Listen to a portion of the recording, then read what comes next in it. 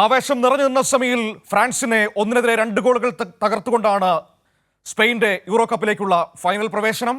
ഏതായാലും Lamine Yamal എന്ന 16-കാരൻ പയ്യൻ, ആ പയ്യൻ തന്നെയായിരുന്നു ഇപ്പോൾ ഫുട്ബോൾ ലോകത്തിന്റെ ഹീറോ ആയി നിൽക്കുന്നത്. ഈ യൂറോ കപ്പ് യമാൽ എന്ന ഒരു പുതിയ താരോദയത്തിന് വഴിവെക്കുകയാണ്. വരുംകാല ഫുട്ബോൾ ലോകം ഭരിക്കാൻ യമാലുണ്ടാകും നമ്മുടെ മുൻപിൽ. ഏതായാലും സ്പോർട്സ് ഡെസ്കിൽ നിന്ന് അഫ്സാന കൂടി നമ്മളോടൊപ്പം ചേരുകയാണ് യൂറോ കപ്പിന്റെ സമഗ്രമായ വിവരങ്ങളുമായി. ഒപ്പം തന്നെ ആരാധകർക്ക് ആവേശം പകർന്നുകൊണ്ട് കോപ്പ അമേരിക്ക സെമിയിൽ അർജന്റീന 2 ഗോളുകൾക്ക് കാനഡയ്ക്കെതിരെ മുന്നിൽ നിൽക്കുകയും ചെയ്യുന്ന സാഹചര്യമുണ്ട്.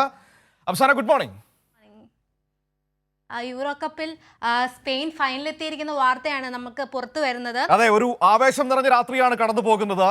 ലാമിൻ യമാൽ എന്നൊരു ഒരു 16-കാരൻ പയ്യൻ ഫുട്ബോൾ ലോകം കീഴടക്കുന്ന മനോഹരമായ ഒരു രാവ് നമ്മൾ കടന്നു പോകുന്നു. ഒരുപക്ഷെ വരും കാലം ഫുട്ബോൾ ലോകത്തെ ഭരിക്കാൻ ക്രിസ്ത്യാനോയ്ക്കും മെസ്സിക്കും ഒക്കെ ശേഷം ലാമിനെ പോലുള്ള ചെറുപ്പക്കാരുണ്ടാകുമെന്ന സൂചനകളാണ് ഈ യൂറോ കപ്പ് നൽകുന്നത്. തീർച്ചയായും സ്പെയിനു വേണ്ടി ഗോൾ നേടിയ ഒരാളാണ് ലാമിൻ യമാൽ.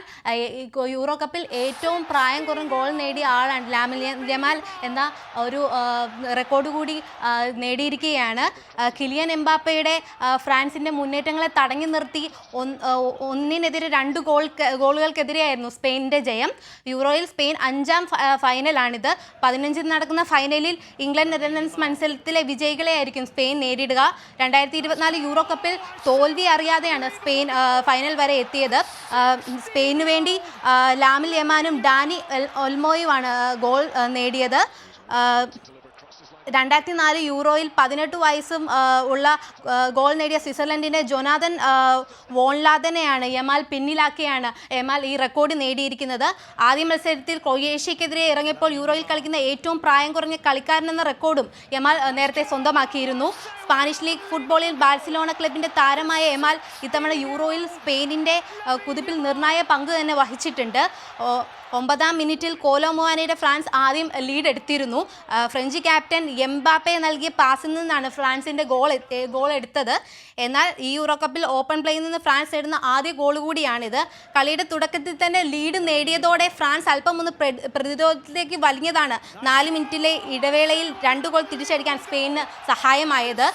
21ാം മിനിറ്റിൽ ലാമിൻ യമാലിലൂടെയാണ് സ്പെയിൻ സമനില പിടിച്ചത്.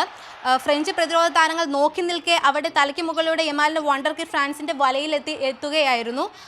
ഡാനി ഒൽമോയിലൂടെയാണ് സ്പെയിൻ ആദ്യമായി മത്സരത്തിൽ ലീഡ് എടുത്തത്.